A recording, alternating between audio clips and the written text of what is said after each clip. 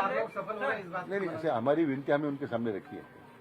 शायद 2-3 दिन में जो कोई मामले उन्होंने सामने लाए उसके ऊपर भी कुछ निर्णय कर रहे हैं। और हम समझते हैं कि मैं मानता हूँ कि हमारी वो जो विनंती है हमें जो तो वो स्वीकार करेंगे ऐसे मानते हैं। 58 लाख कुणबी नोंदींचे डेटाची त्यांनी मागणी केली होती। हा डेटा सरकार कधीपर्यंत त्यांना सुपूर्द करणार आहे? नाही आम्ही आता ऑलरेडी त्याची हार्ड कॉपी त्याच्या पेन ड्राईव्हवर सगळा डाटा अपलोड आता हे डाउनलोड केलेला आहे। ती माहिती आपण त्यांना देतो आपण त्यांना। मराठा आरक्षण समितीची बैठक अंतर्वाळी प्रवास जरंगे पाटलांनी म्हटलंय। मग त्या संदर्भात सोबत सामंत साहेबांनी सांगितले की 27 तारखेला परत जरंगे पाटलांची भेट घेऊ। मग परत असं होणार नाही आता मी त्याच्यावर चर्चा करतोय। पण बैठकीची मागणी आहे त्यांची त्याचा निश्चितपणे विचार करू। पहिली बैठक अंतर्वाळी आता विचार करू। आता आजच त्यांनी मागणी केली तर मला बाकी सदस्यांची सरकार मधल्या 2 मंत्र्यांवर जरंगे पाटील नाराज आहेत। त्याच्याबद्दल तुम्ही म्हणता शिंदे साहेबांनी देवेंद्र फडणवीस साहेबांना माहिती नाही, त्याच्याबद्दल काय सांगाल? असं आहे की व्यक्तिगत पातळीवर कधी कधी आता मंत्री आम्ही काम करतो, आमच्या अधिकाऱ्यांना आम्ही काही निर्णय करत असतो, त्याच्यामध्ये काही विसंगती आल्या असेल, काही त्रुटी राहिल्या असतील, त्यामुळे काही अडचणी आल्या असतील, काही रोष निर्माण झाला असेल तर निश्चितपणे राज्याचे प्रमुख म्हणून मुख्यमंत्री त्यात लक्ष घालतील, राज्याचे प्रमुख म्हणून उपमुख्यमंत्री शिंदेसाहेब लक्ष घालतील। त्यामुळे मला वाटतं की ज्या काही भावना दुखावल्या गेलेल्या आहेत त्याचा निश्चितपणे विचार वरच्या वरिष्ठ पातळीवर होईल असं आम्ही त्यांना आश्वासित केलेलं आहे।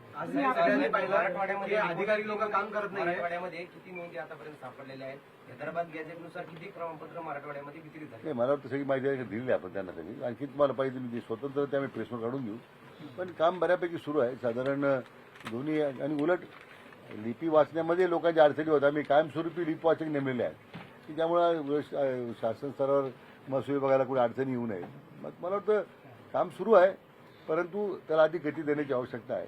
काही म्हणून म्हटलं की याच्या अनेक कनोऱ्या आहेत, पण मला खात्री आहे की आमच्या या शासनाच्या प्रयत्नाला मान्य जरंगे पाटील निश्चितपणे प्रतिसाद देतील अशी मला खात्री आहे। अधिकारी पण काम करत नाही असा सूर निघाला म्हणून मी मागेच मान्य केलं ना की काही मला दिसतंय काही ठिकाणी आक्षेपार्ह काही लोकांनी वर्तवणूक अधिकारी दिसते त्यासाठी आम्ही कारवाई करू।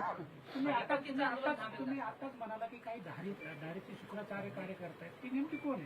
नाही अधिकारी म्हटलं मी, ज्यांच्यावर जबाबदारी दाखले देण्याची, जात पडताळी दाखले देण्याची, बहिणीला दाखला मिळतो आणि भावाला मिळत नाही, वडिलांच्या नाव दाखला आणि मुलाला मिळत नाही, हे कशाचं होतं काय?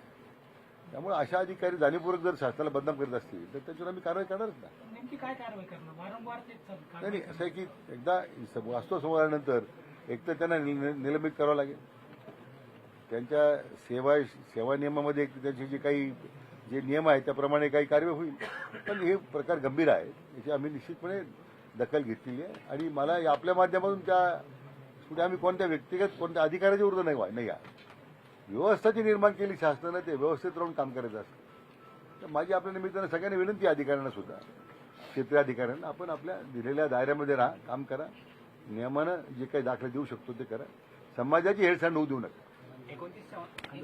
थँक्यू दादा परवानगी आम्हाला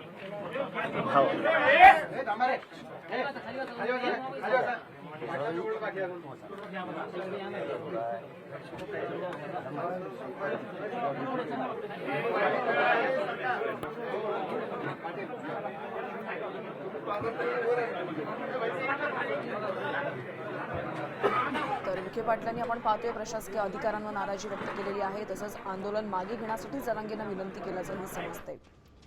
दाखले देण्यास टाळाटाळ झाल्यास चौकशी करू, येत्या 2 ते 3 दिवसात काय निर्णय घेऊ असं महत्त्वाचं विधान विखे पाटलांनी केलेलं आहे। दाखले देण्यास टाळाटाळ झाल्यास चौकशी करू आणि आंदोलन मागे घेण्यासाठी त्यांनी जरांगे पाटलांना विनंतीही केलेली आहे।